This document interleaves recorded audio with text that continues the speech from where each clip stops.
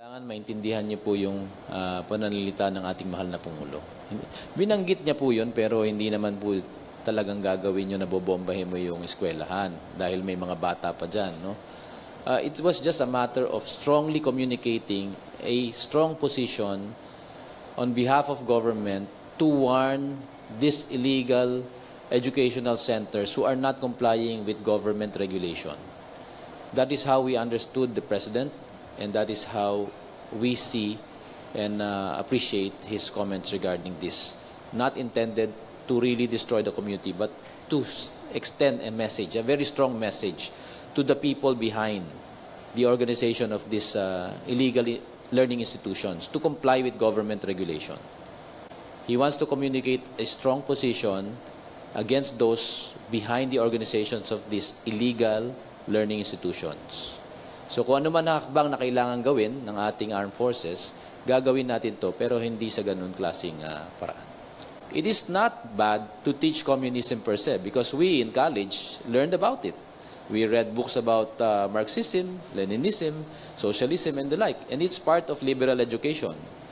So teaching it, but if you target very young minds, vulnerable minds, and try to sway them to a certain kind of thinking, that is like brainwashing. Yun po ang mali dito. Sa murang edad, dapat ang binibigay mo na aral sa mga bata ay yung tama. Ano yung mga tama na yun?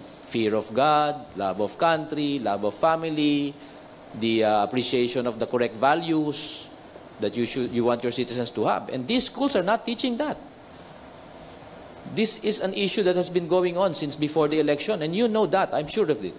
It was an issue that was escalated, and it was exaggerated by many cause-oriented groups whose minds and line of thinking we cannot fathom because it's so evil. Why would you want to brainwash a child just because you want them to perpetuate what you want them to do? It is not good. From the perspective of pedagogical approaches, hindi yan tama. At yun po ang itinatama dito. Dahil itong mga batang ito na nasa murang edad ang magiging kinabukasan ng bayan na ito. Kaya kinakailangan ilagay sila sa ayos. Tandaan nyo, hindi po sila nagtuturo na magkaroon ng takot sa Diyos. Isa ho yan. Sa regulasyon po, sa batas natin, pag hindi nagtuturo ng tamang isang institusyon, maaari po talagang isara yan. At kami sa armed forces at sa kapulisan, kung ano po ang pinag-uutos sa batas, ipatutupad namin because we are here to establish the rule of law. Para maiwasan ho yung pambubomba, if ever, yun nga ang isang option. Alam nyo, yung pambubomba, ano lang ho yan parang pamamaraan lang ho yan. Yung estilo lang po ng pag-communicate na para matigas ang dating at maintindihan ng ibang karamihan. Pero yung pananadya na gagawin yan, hindi ho mangyayari yun. So you mean, hindi mangyayari na magkakaroon nitong pambubombang ito from your end? I'm sure of that.